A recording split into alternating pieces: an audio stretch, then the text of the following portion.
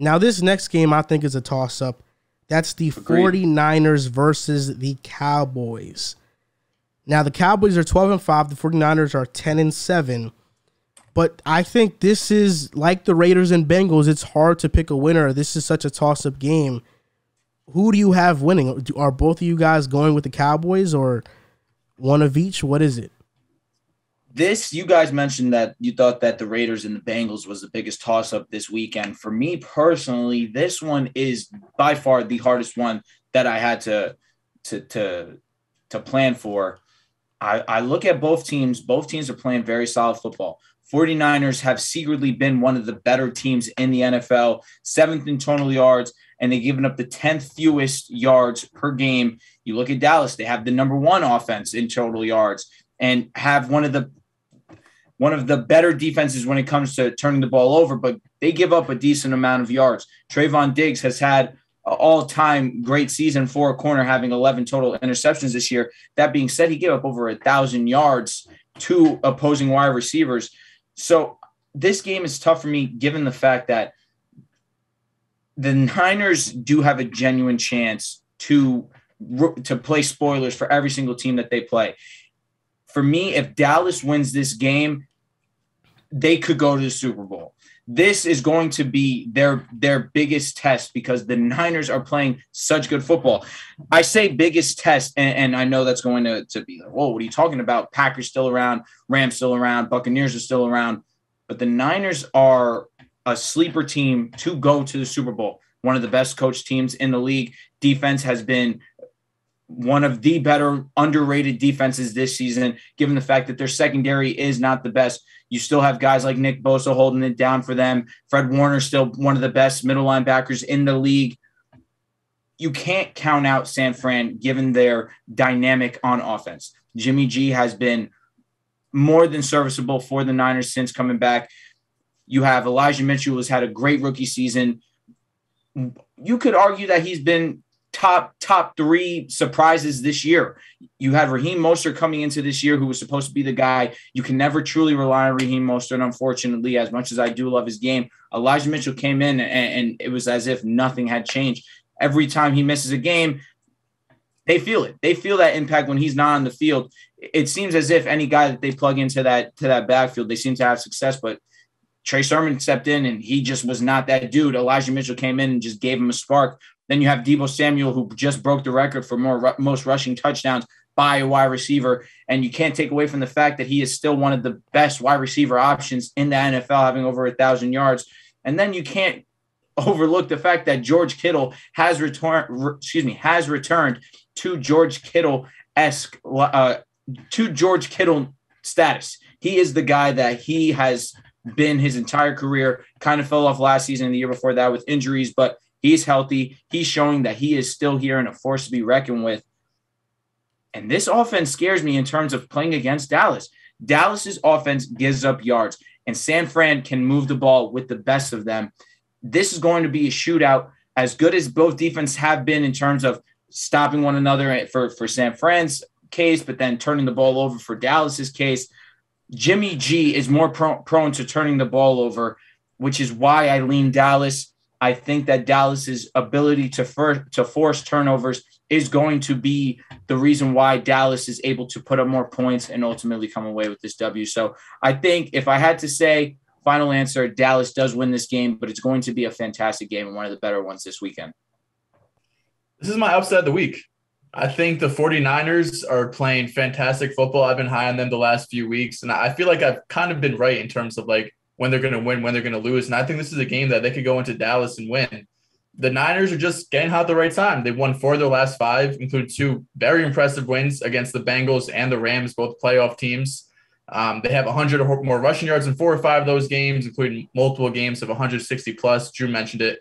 Elijah Mitchell's been spectacular, but really any running back who's going to be in that Shanahan system is going to play well. It's a shame that Raheem Mostert went down so early in the season, because when he is healthy, he is a really good running back.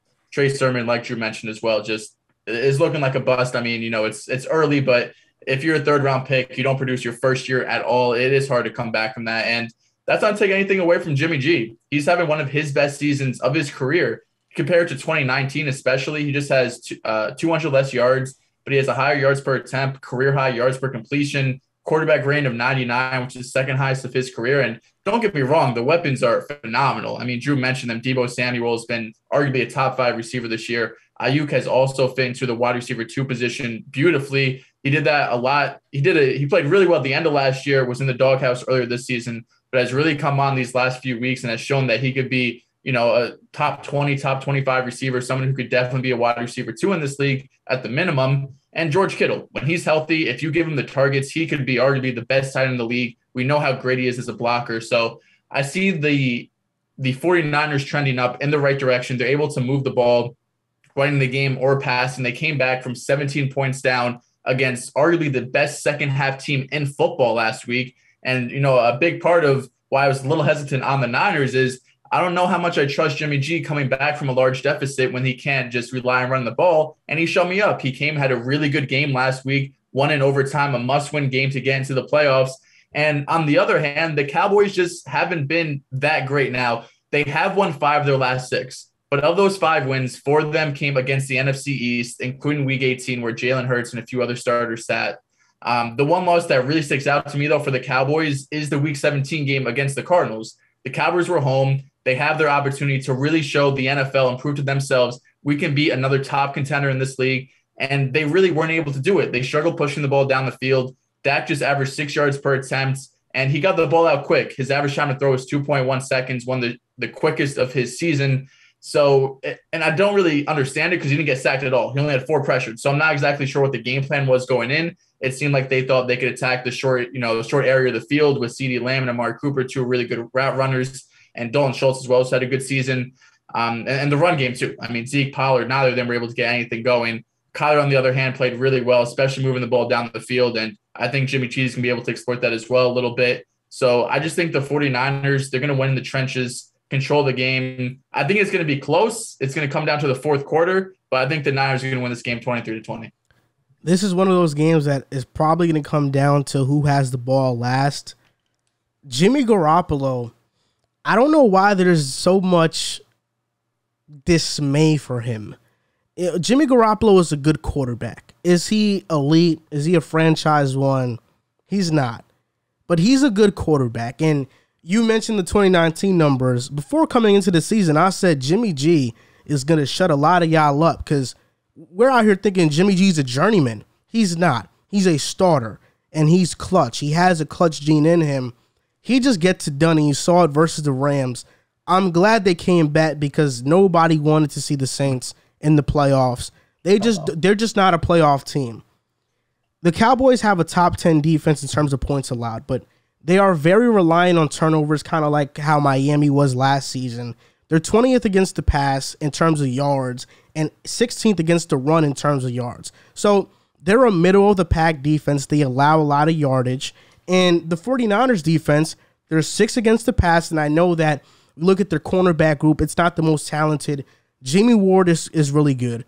He's a really good safety. Josh Norman has really stepped up as well. Akello Witherspoon he's been okay. He's done his job. Emmanuel Mosley. Like, these guys aren't horrible is what I'm trying to say. I agree with that. They're a solid unit, but it's relying on the pass rush. Nick Bosa is having a defensive player of the year type of season, even though he won't win it. Eric Armstead, we all know he's one of the better defensive linemen, edge rushers in the NFL as well. So they still get after the quarterback plenty, and that's what allows their secondary to be a little bit more aggressive than they usually can be because those guys up front just get after the quarterback. But the Dallas Cowboys have a great offensive line. And because of that, Dak Prescott might be able to pick apart the 49ers all day long. The key for the 49ers, in my opinion, is they just have to limit turnovers.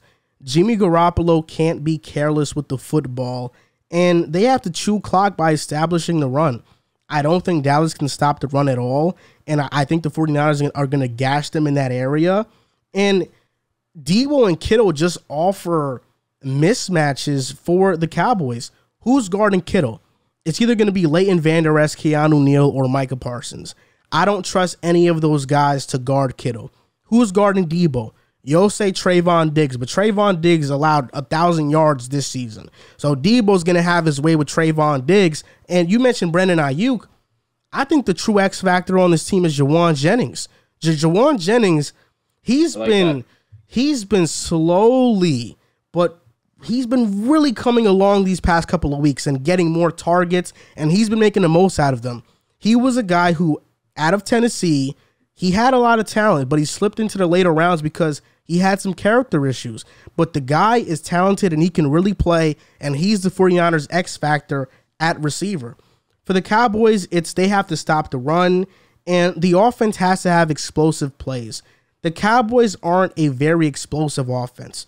They have the weapons to be explosive, but when you look at yards per attempt and you look at the plays that Kellen Moore calls, he doesn't call aggressive plays very often. He's a very cautious offensive play caller, brilliant one at that, but he's a very cautious one, and that's more so because that's Dak Prescott's play style, and they have to capitalize on their possessions. If the defense does force a turnover, they have to capitalize on those possessions. And also, if you're the Cowboys, you don't know how often you're going to get the ball because the 49ers love to have the ball for so long because they could run it. They can milk the clock for 8 minutes if they really wanted to. That's how dominant their run game is.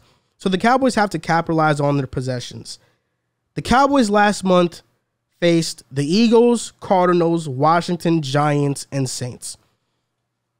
I am a bit worried that the Cowboys haven't faced any real good team outside of the Cardinals.